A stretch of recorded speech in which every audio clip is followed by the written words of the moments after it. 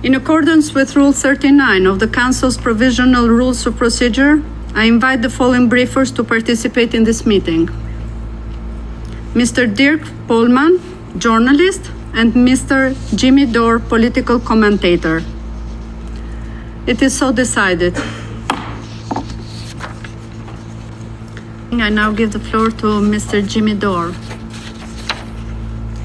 Greetings, Mr. President, distinguished members of the Council. I'm here to speak today about the attack on the Nord Stream pipeline that took place 1 year ago on September 26, 2022. 4 explosions ruptured the Nord Stream 1 and 2 pipelines that carried natural gas from Russia to Europe. It was the biggest act of industrial sabotage in human history, severing the main artery for energy from Russia to Germany, cheap energy that was critical to maintaining Germany's industrial base. We have heard every cockroach and ridiculous theory on how this happened. Now, you don't need to be a genius investigative reporter to figure out who was the culprit of the Nord Stream attack. Incredibly, most Western news outlets ignore the fact that the President of the United States, Joe Biden himself, announced on February 9, 2022, that he would in fact attack the Nord Stream 2 pipeline, saying, and I quote, "If Russia invades Ukraine, tanks crossing the border again, there will no longer be a Nord Stream 2 pipeline. We will bring an end to it. I promise you, we will be able to do it." Even with that pre-admission of guilt from the President of the United States, most of the Western press remained baffled as to who could have pulled off the greatest act of eco-terrorism in history. But luckily, we don't have to rely on my interpretation of President Biden's clear threat to attack the pipelines. We actually have Seymour Hersh, a genius investigative reporter with impeccable reputation and credentials, who reported that in June of 2022, United States Navy divers operating under the cover of a widely publicized summer NATO exercise known as Baltops 22 planted the remotely triggered explosives that 3 months later destroyed 3 of the 4 Nord Stream pipelines, according to a source with direct knowledge of the operational planning. And like all criminals, the perpetrators could not contain their elation over committing the crime. Shortly after the attack, many high-ranking U.S. officials could not help but brag about their achievements and expressed multiple times how they were proud of being able to put an end to the pipelines. Undersecretary of State Victoria Nuland said, "I am, and I think the administration is, very gratified to know that Nord Stream 2 is now, as you like to say, a hunk of metal at the bottom of the sea." The United States Secretary of State Antony Blinken called it a tremendous opportunity to once and for all remove the dependence on Russian energy. You have to be a paid liar to not acknowledge the hand of the United States in carrying out these attacks. Not only did President Biden declare he would do this, but high-ranking U.S. officials have said similar things for years.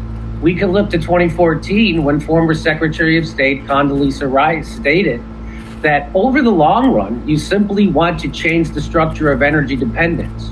You want to depend more on North American energy platforms, which is what this is really all about. An economic war between the West and Russia in order to fill the pockets of rapacious capitalists who actually pull the strings of the U.S. government and dictate foreign policy.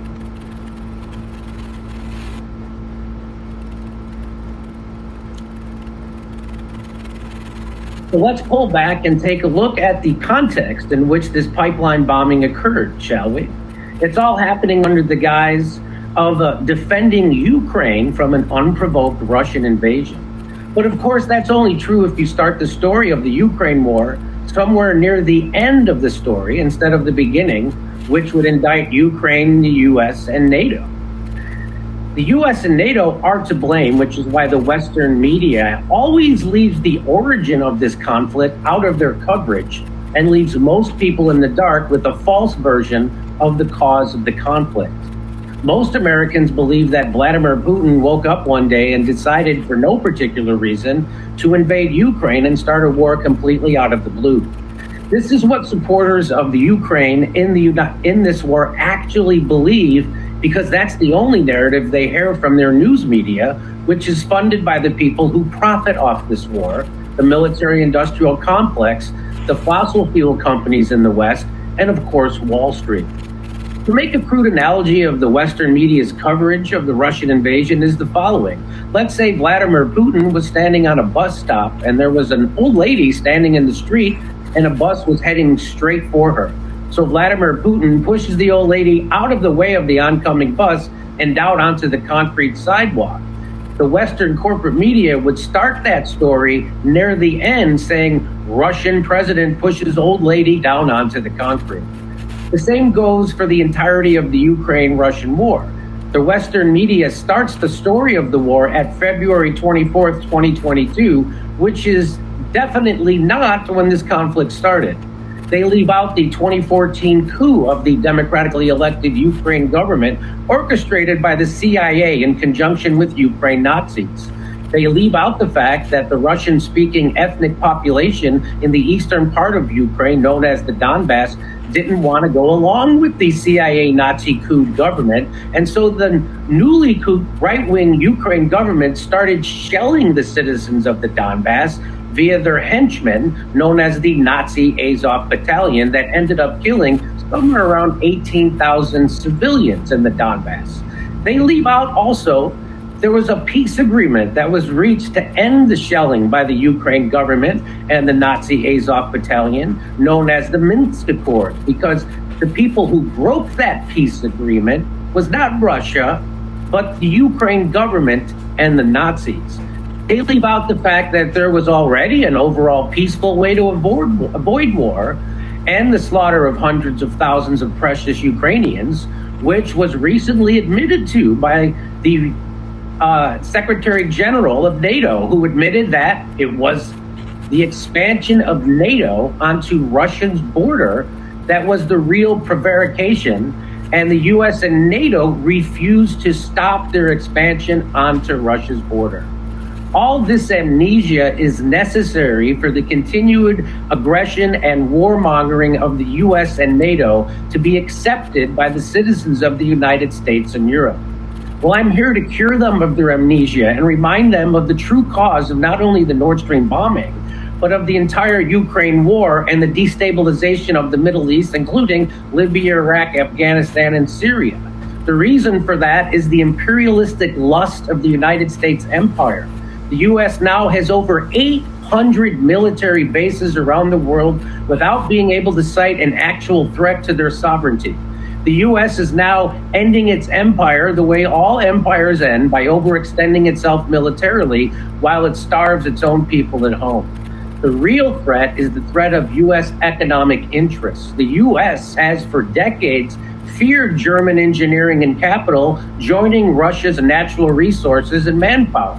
As elucidated very clearly by the founder of the U.S. intelligence firm Stratford, George Friedman, in his 2010 book, says, quote, Russia does not threaten America's global position, but the mere possibility that it might collaborate with Europe and particularly Germany opens up the most significant threat in a decade, a long-term threat that needs to be nipped in the bud. Therefore, maintaining a powerful wedge between Germany and Russia is of overwhelming interest to the United States. For the U.S., Friedman added in 2015, the primordial fear is German technology and German capital combining with Russian natural resources and Russian manpower to form the only combination that has for centuries scared the hell out of the United States. In this showdown, the U.S. aims to control the line from the Baltics to the Black Sea. Russia, by contrast, must have at least a neutral Ukraine, not a pro-Western Ukraine, because a neutral Ukraine would impede the primordial U.S. goal of a Russian-German fissure. The U.S. has opted for a proxy war instead. The Western governments are silent even as the U.S. says through anonymous sources that Ukraine is responsible for the Nord Stream attack, but they won't blame them publicly. And so the United States continues to arm Ukraine to the teeth in hopes of extending the war and avoiding peace. The Germans say it's Ukraine, but will not release their official investigation and will not make an announcement. The final obscenity is that the people in the West who claim to be environmentalists and claim to care about climate change and the environment say nothing about the worst release of methane gas in human history, but in fact whose actions reveal they don't actually care about climate change and continue to support this war and its eco-terrorism. In a bizarre twist, even Greta Thunberg traveled to Ukraine to meet with Zelensky after the Nord Stream bombing. Thank you for allowing me to speak. I thank Ms. Dorr for his briefing. We thank Dirk Pohlman and Jimmy Dore for their briefings, which have once again demonstrated to the Security Council that the citizens of Western countries also have a great deal of questions for their governments. Hey, come see us on tour. We're going to be in Tampa, Boca Raton, Orlando, Dallas, Houston, San Diego, Bloomington, Illinois, Indianapolis, and Levittown, New York. Wow, that's a lot of dates. See you there.